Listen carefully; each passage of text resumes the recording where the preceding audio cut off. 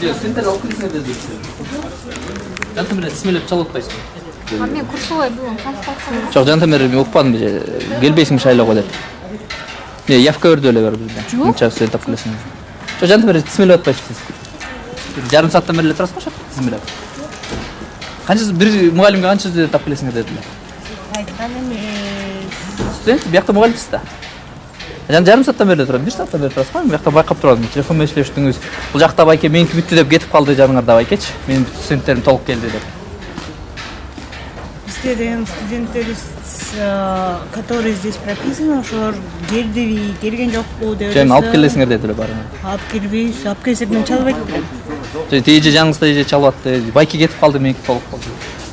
Анан Шатында ким айтты эле барыңарды катышпа деп. Мен шайлоого ар бир адам баруу же барганга укугу бар да, мисалы. Барбай коюу же баруу.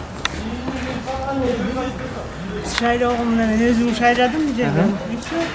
Азыр мисалы жарым сааттан келсек деле кайра биттик мен турасың. Мисалы мен 1 саат турдум, көрбөдүңүзбү же? Калп айтпаңыз, түшүп. Келбейсиң шайлоого деп атпадым же. Менби. Жаныңызда же. Мен өзүмө жооп берем да. Сиздики да меники да келген жок деп айтпадыңыз. Меникилер келбейт, келген жок деп атам да. Канчадан студент алып келесиңер деди. Менин өзүмдүн студенттерим, мен кураторум. 30 бала бар. 30тон канчасы бияка бергенин мен билбейм. Мен только кимиси келгенин карадым бүттү ошолор. Меня зовут Адилет, я с Азатыка. Азатык, да, хорошо. А почему нельзя снимать? Везде можно, мы везде снимаем. А такое право есть, то Ну, конечно. точно? А сначала откройте. Мы журналисты, да. Да. А какой у вас есть это запрещается? Нет, я сейчас спрошу. Да? Хорошо. Хорошо. Сюда приходят студенты, которые, например, не имеют городской прописки. Например, Баткенская область, Нарынская область. Они по паспорту прописаны там, но они не имеют возможности там голосовать. Для этого открыты дополнительные участки.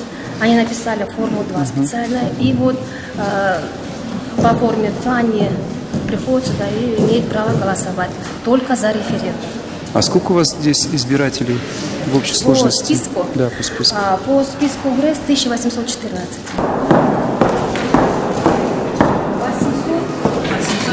807 человек уже. 800? Да, 807 человек 807. уже проголосовавших за референдум. Вот наблюдатели, они можете у них спросить. Это тоже преподаватели, Нет, да? это наблюдатели.